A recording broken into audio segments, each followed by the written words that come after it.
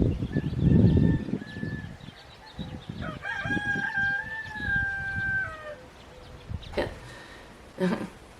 y'all, I'm Miss Stacy. Welcome to Stacy's Homestead. And today I'm going to be canning up my turkey bone broth. So I took all of my leftover turkey bones, which I had 2 turkeys. I did one for Thanksgiving and one for Christmas. I boiled them for 3 days, the bones for 3 days, okay? And then on the 3rd day, I learned to put my onions in last because I find when I put my onions in right away, and I boil for 3 days, it has a little bitter taste to it. It's good, and I use it, but it just has like more of like a kind of a, you know, a little sour taste, and I figured it's my onions. So what I'm doing now, the last like year or two, probably the last year and a half, I've been just waiting to put my onions in last, experimenting, and I'm pretty sure that's the case. So I put my onions in on the 3rd day, and then I put all my vegetables in, like all my leftover stuff, on the 3rd day, and just boil it with the bones for another 24 hours, okay? So, and I do season it, and what I did is I put some salt, pepper, garlic granules in there, and sometimes I'll put even a little bit of chicken bouillon, depending, but this time I didn't. But I do that too, just to boost up that flavor you need for broth. I like to have my stuff, when I can bone broth, I like to have it seasoned a bit, just a little bit. Because in the back of my head I'm thinking, what if I don't have those seasonings 2 years from now when I open this jar? It's seasoned already. So I don't have to worry about being out of that specific flavor I like in my bone broths. So that's what I try to do. So this time I boiled it, I put it in my roaster of a 20, I think it's a 27 quart roaster. The numbers were off. It's so long. It's an Ulster, pretty sure it's 27 quart. Or I think it's 27. But anyways, it says 2 on it, and then it's rubbed off because it's so old. It's interesting because I get these things. I got this roaster like 6 years ago for $20, and now I look to try to buy the same one, and it's so expensive. I'm waiting because I know that it's gonna go cheap. So anyway, so 3 days. The 3rd day, it's actually 4 days, because the 3rd day I put my onions, I put leftover onions scraps, and I put leftover jalapeno scraps, and carrot scraps, and bell pepper scraps, all in there to help give it that extra flavor. I put salt and pepper, some cayenne pepper, just a pinch, regular pepper, and garlic powder, and it tastes so good. So I'm canning it up. I'm on my 2nd round now. I actually wasn't even gonna make a video. I was like, people love canning videos, just make your canning videos. So I like watching canning videos, even though I've done bone broth plenty of times. I haven't done a turkey one, so yeah, here's my turkey one. And right now, how I do it the easy way. I'm going to show you how I decant it from the roaster. I'm halfway done. Like I said, I'm on my 2nd round. I had 2 that didn't seal, 2 tattlers that didn't seal, so I'm reprocessing them with the used lid. On my broths, I like to use tattlers and use lids because it's the best thing to take a chance on, right? It's making something out of nothing. So those are the best kind of things I like to can with used lids and tattlers.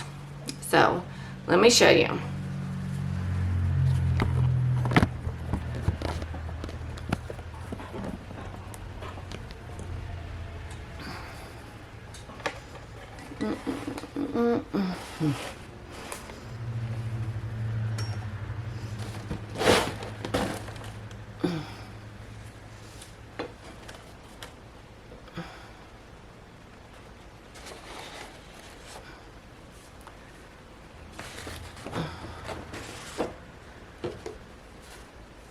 Alright guys, so these ones were last night.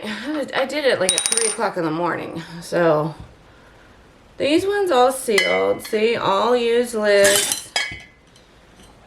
And I got a little mess going on here. This is my, I did 3 tattlers and only one of the tattlers sealed. It's probably my fault. I didn't make sure that rim has to be super, super squeaky clean. And the rubber gaskets have to be super, super hot. And I don't think I boiled the rubber gaskets long enough. So I was in a hurry. But we'll see. So I put the ones I redid. I just cleaned them, popped a new lid on. They're in they're in the pot over behind me. The canner warming up with my water because they were cold. They were room temperature, right? So I have to bring those up to temp. So I just pop them in with the water and bring them both up to temp. Now my canner holds 7 quarts. So see, I got most of them filled up. I don't strain the fat, never have. And that's not why my tattlers didn't seal, y'all. I always can my broth with tattlers. It's because I know I didn't like really do my due diligence in warming up those gaskets for them and cleaning the rims. Now, all right, so easy peasy way to do it. I have a bowl of bones here. This is for the dogs because bones can be eaten if they've been boiled for 3 days because they just snap. They're meal now. This is how they make bone meal. Look at all that goodness in the middle, all that marrow. They're powder. So, I mean, boiled 3-4 days bones, you can feed these to your dogs. It becomes a meal. You can grind it up, smash it. What I do is I just take this strainer. It fits right in there. I take my broth here and I just fill her up like that. Look at all that little. Now you don't want to feed your dogs onion scraps or the jalapeno scraps, but they can eat little bits of carrots. See, these little dots are carrots. They can eat that. So I strain it until I get the, all the onions and all the other vegetables out. And then I start saving it in a bowl right here on the side. You can see, let's see. Can you see this bowl? It's hot. See? This bowl of stuff on the side for the dogs, and I'm letting it cool down. My bowl should be bigger, but I just grabbed a bowl that was handy. So, see? All this is for the dogs. It's good stuff. Good treat. They love it. They sit around here while I'm canning and wait for their meal. Meal, you get it? So, I just woke up. It's like 2 in the afternoon because I didn't go to bed till 3 in the morning. My Bit has his days and nights mixed up again. He was doing so good. While his Bubby and Sissy were here for the holidays, he really, like, it takes a toll on him trying to keep those days and nights in order. But as soon as Sissy, Bubby left first, and then as soon as Sissy's at Lance's family lives around here too. So they split up their time. They go visit here for a couple weeks and go there for a couple weeks. Oh crap! Look at what happens. I'm not paying attention. I'm not paying attention. Look at what I did. See, you got me all talking here. Anyways, what is the deal? Why aren't you paying attention, Stacy? I always have a spoon handy because that happens. See, this one's I'm going to for sure not put a tattler on. It's messy. Anyways, he just like, it takes a toll to try for him to, stay up all day and sleep all night. Anyways, the boys changed his schedule back. So, but he's not doing it so much. So what happens is because of all the energy he's spending trying to, curb behaviors, it's tiring. And so what he does, he doesn't end up staying up all night. What he does is he goes to bed at a regular time, and then he sleeps all for more than 24 hours because his brain just needs it. So let's say like he's always trying to fix his schedule. Poor thing. He always is doing it. He gets it fixed. He's able to go to sleep at night. And then we do like some sort of function. We go out to eat, or people come over or something. And it takes, a lot of mind power for him to curb his behaviors and be engaged with people. And then when that happens, he will go to bed at night, but then he'll sleep all night and then all the next day and almost all night again and wake up like at 11 p.m. and then his days and nights are mixed up again. And then we spend a few days dealing with that, and then like it takes him about 3 days, and then maybe on the 4th day he'll correct it, and the whole process starts all over again. I'm so tired sometimes, but oh well. All right. So anyways, there's that. Okay. Got a mess here. But yeah, so what you do, let me move this messiness over here. And my jars aren't hot. I never really have a problem with my jars breaking, guys. My jars aren't hot. They're room temperature jars. Sometimes I just add the liquid. If it's super cold in the house, and add your liquid like slowly, but my jars aren't breaking or anything.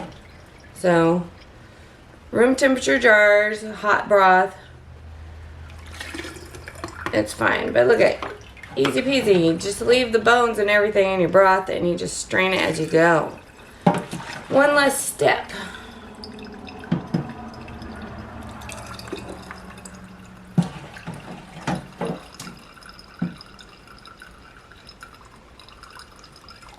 One less step. There we go. See? Look at that beauty. Alright.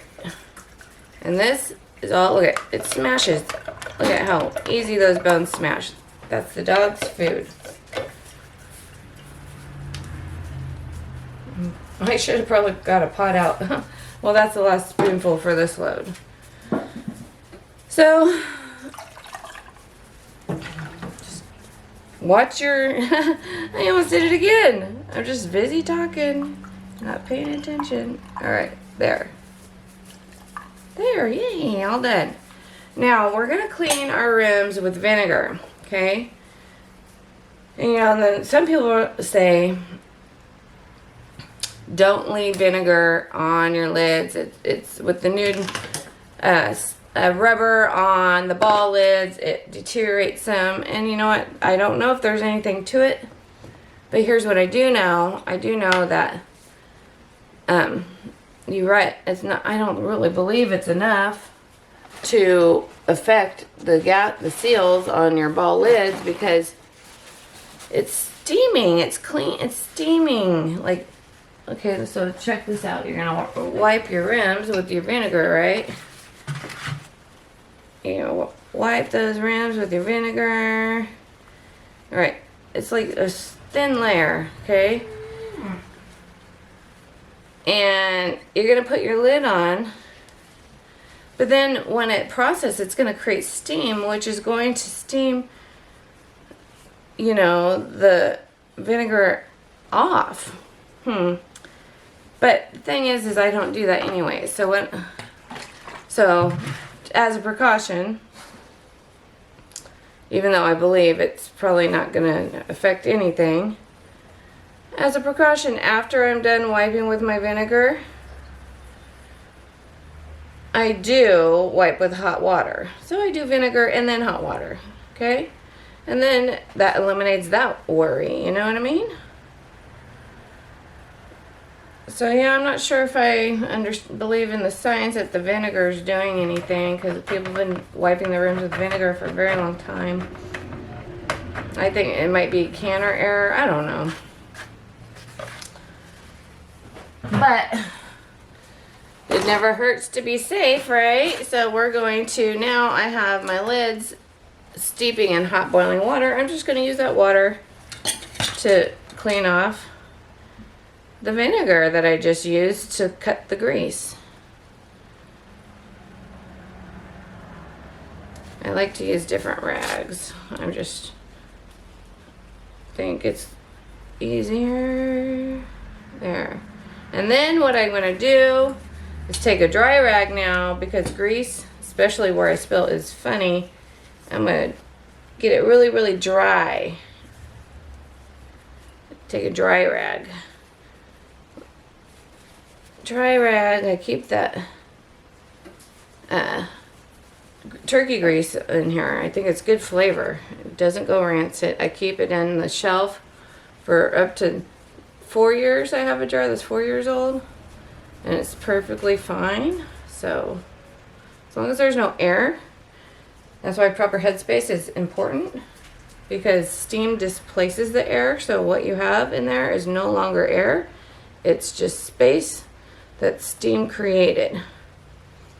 So if you have too much headspace, then you for sure have air, and you're not going to have a good product for long shelf life.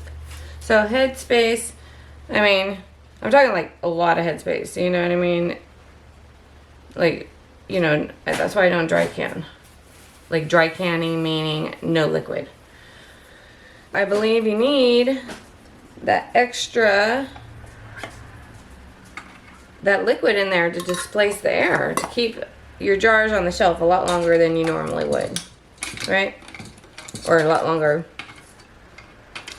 So, proper headspace, and about, you know, 1.5 inches is even fine. 2 inches is fine, but nothing less than 2 inches in your original canning. Now, if you end up with a lot of siphoning and so let's say you filled your jars up proper, and then you got a lot of steam and siphoning, and your jars still sealed, they're still good. But you have so much space inside. Well, there was enough liquid in there to displace the air with steam, so you're good. It's okay. So that gap, it's space now. Like, there's not much air in there, believe me. It looks like air, because you can't see it. It's just really like space, as long as you fill them up proper though, okay? So yeah, so if I end up, so like this one, you know, it was boiled and steamed out there, that's no longer air in there, guys. And so that fat's gonna stay fine.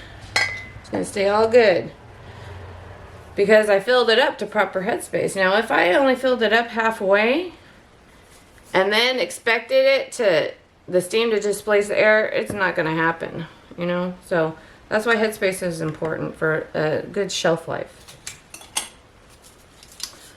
All right. We're going to finger tight on everything.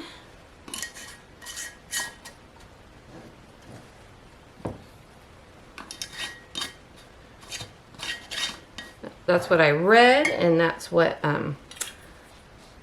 I was taught. So it's the science of canning, guys. Think about it. I'm a rebel canner, but not when it comes to defying the rules. You have to follow the rules.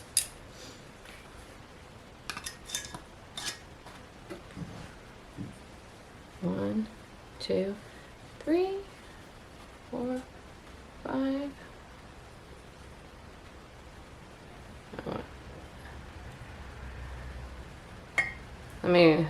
There. So tattlers, I have videos on how, so I usually spin it like almost 3 times, and then just a little bit tighter, just the same.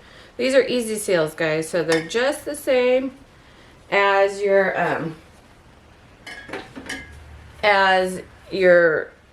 canning lids. You know what, this one seems a little funky. I just realized there's like, oh no, it's fine. They look like rust spots, but it's just dots, but it's not. All right. So yeah, just like your flats, your 10 flats. So, and then broth is fine because you can always reprocess it. You know, you're not going to ruin your product reprocessing it.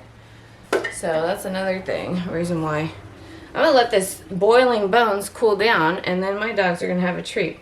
So in my pot here, I probably have enough for a few more quarts, but I think I'm going to make some chicken soup, or turkey soup.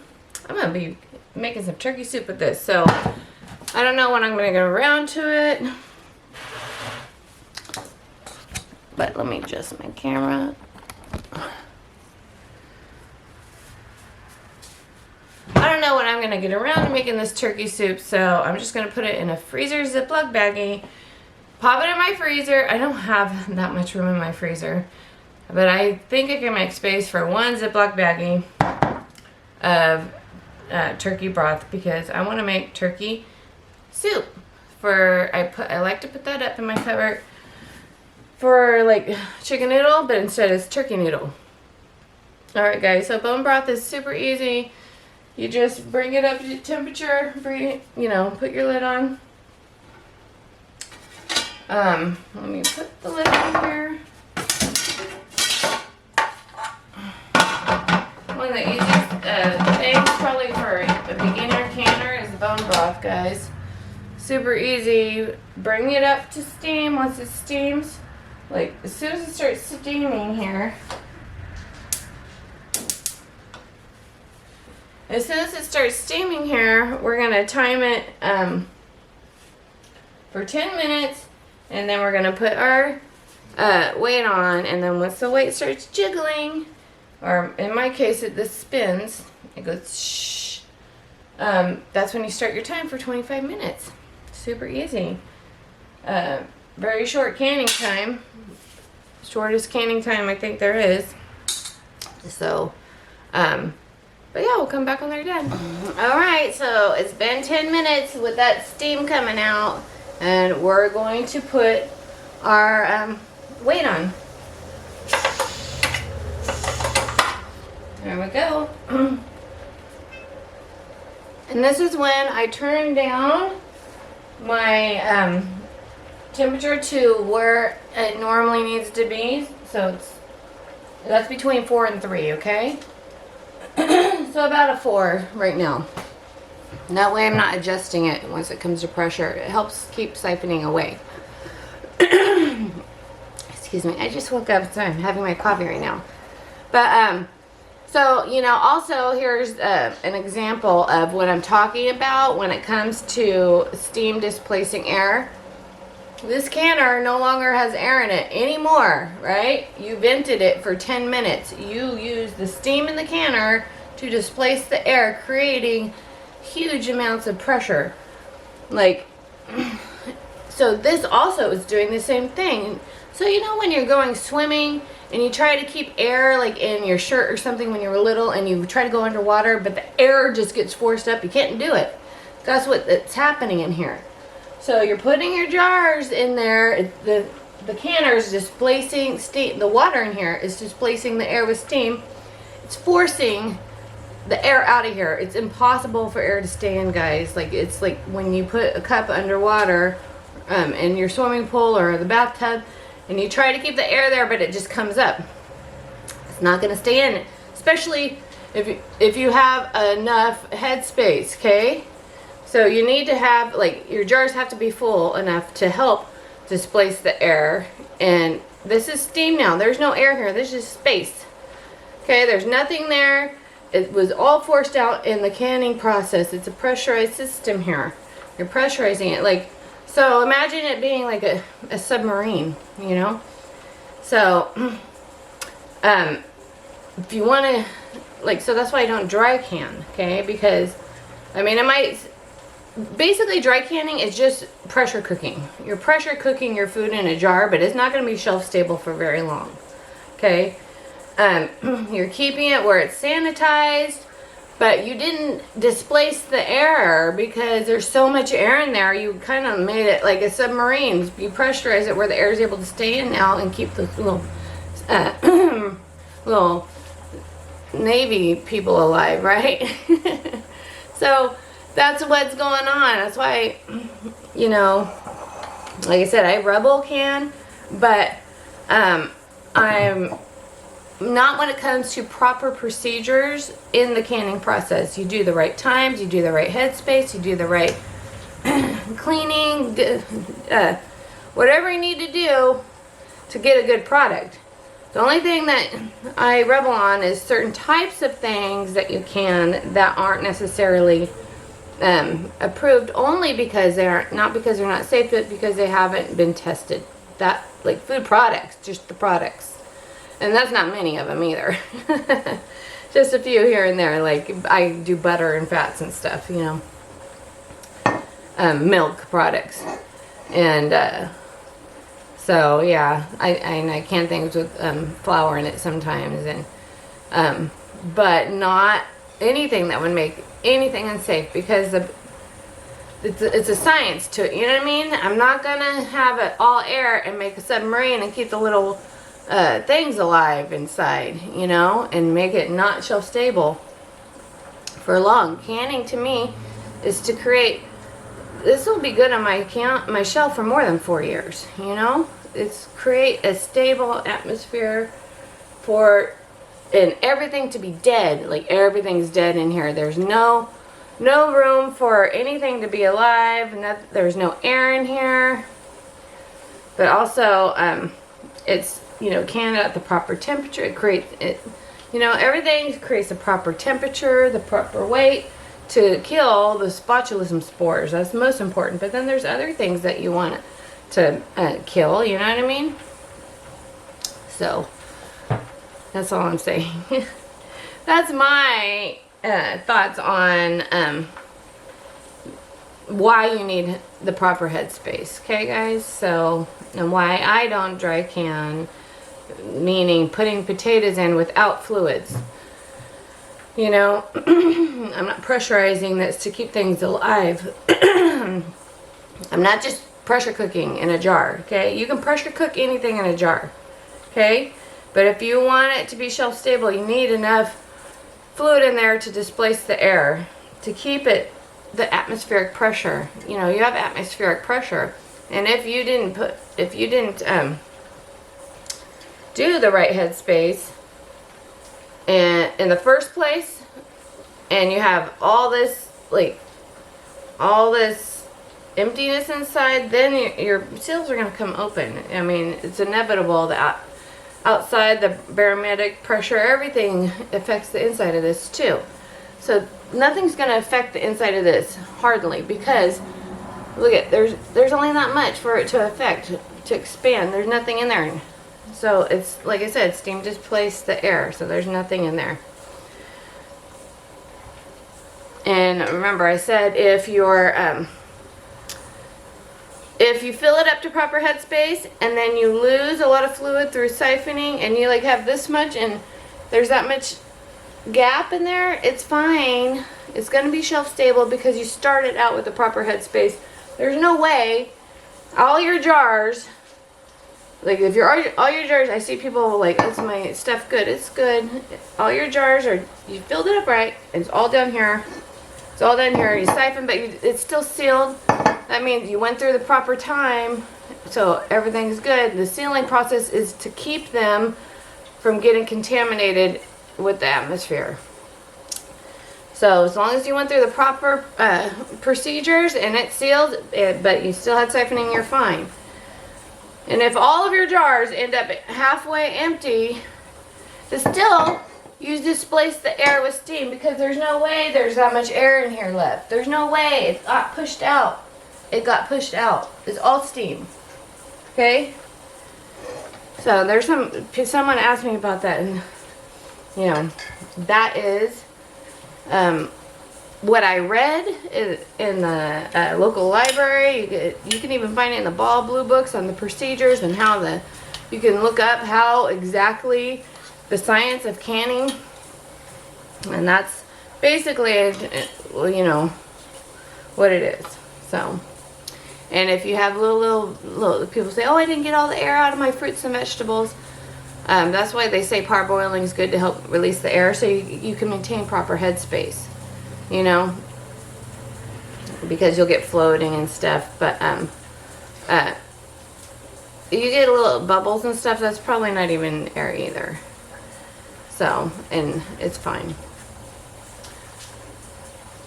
Anyways, yeah, so that's my my thought process on why you need to fill it up a half inch, you know, and all that.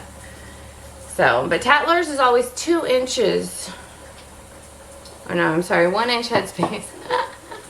Tatler's always a 1 inch headspace. I do a little bit less because depending on the product. So like with this oil, a little less would do. But yeah, no matter what, Tatler's is always a consistent headspace because it needs it.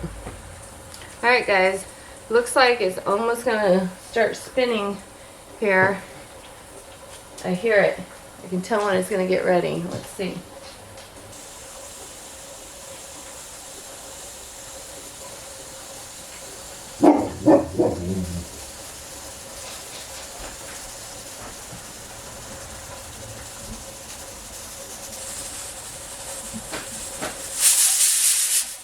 See? There it goes. Now I start a timer.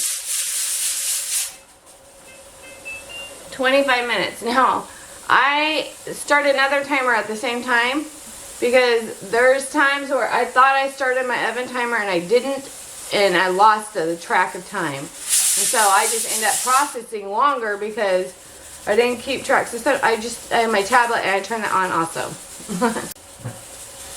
Alright, so this is where, if you think it's doing that too much constantly, like super constantly, then you would turn it down. I'm going to turn it to a 3. And it's like, this is how mine goes.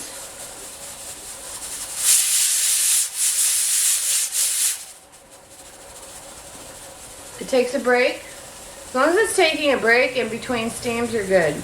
There's no real consistent, like 6 times a minute, 3 times a minute.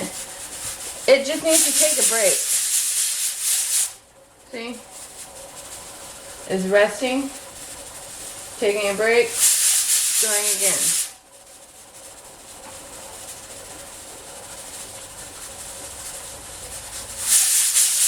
You don't want it doing the whole time because then it's not creating the pressure. It's too much pressure, you know? So as long as it takes a bit of a break.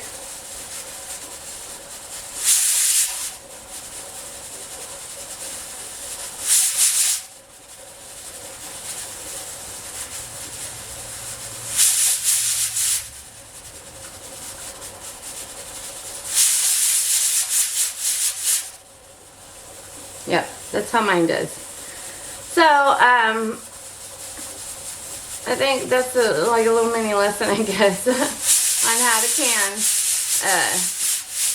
So I know there's a lot of experienced canners that watch this, but there's some people that aren't. So it's good to know. And then, you know, I like to do these videos for my children because they aren't canners, but maybe one day they will be. And that way I could teach them if I'm not here, you know. So, or if I'm sick or something, you know, if I'm old and then they're like, I'm like 80 and then they want a can. So here, watch my videos. I tried teaching my daughter when she was younger, and she didn't want to pay attention. Like my daughter is really into school, you know what I mean? So she's always been focusing on her education, so that's good. Like she's in grad school, and she's only like 23 now, and she's in grad school. So, you know, I homeschooled my kids, and then my daughter graduated from high school when she was 16, and then she went straight to college and then graduated from college when she believes she just turned 20. No, 19. She was 19 when she graduated from with her bachelor's degree, and then she's going to grad school, so she's only 23. So she's really focused on that. And I know she'll come back and want to know how to can. But you know, my son just watched, you know, he just does his thing. He's a Marine, so he doesn't want to be canning. Maybe one day he will. So yeah, if you ever want to learn to can, watch Mommy's videos. Or maybe I'll be living with you. Maybe I'll be old and living with you, and then I can teach you. No. I plan on living in my house like my grandma. My grandma stayed in her house, so that's what I plan on doing. I'll be traveling though, so but I think I'll always have my house because I love my house. So you guys, my kids will have guest rooms for me wherever they're at, and then I'll stay with them. But I'll always come back home. Don't worry. Then I'll teach you to can. Alrighty, we let it rest for a bit, and time to take them out.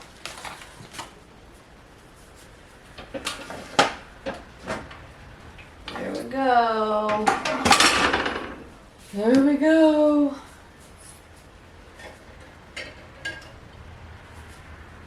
Look at that beautiful broth, shelf stable for months now.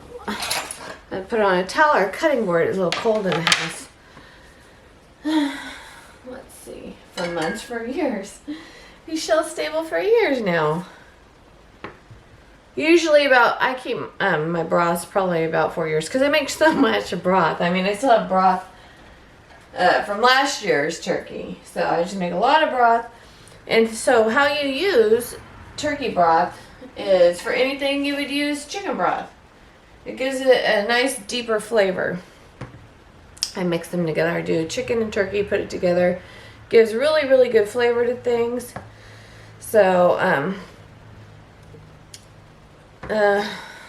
then like I'll even take it to can with, like I'll can chicken and turkey broth. That's good. Got these tattlers. Let's tighten them up. Let's tighten it up real fast. I gotta get a towel.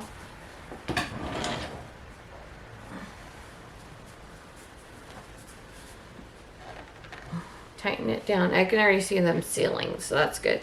When you see a droplet in the middle, the shadow, here, let's see if I can show you. There's like a shadowy droplet right in the center. You know it's sealing. Oh, I got 3 tattlers. Yeah. 3 tattlers. Whoosh. Hot. They're still bubbling inside. See, sometimes it's a good indication that it didn't seal. Sometimes if it's not bubbling inside. But you never know. Only on the broths, I'm saying, because the broths like to keep on continually to bubble inside. They like to, you know, stir around. But once they seal, they kind of stop. So, I don't know.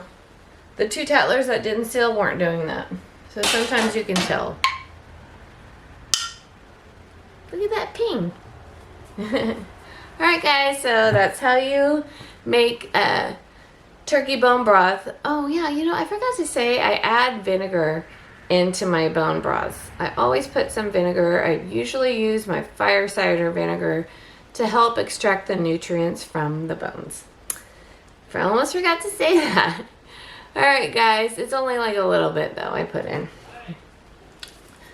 My dogs. Alright guys, so we'll just talk to you later and hit the like button. Bye bye.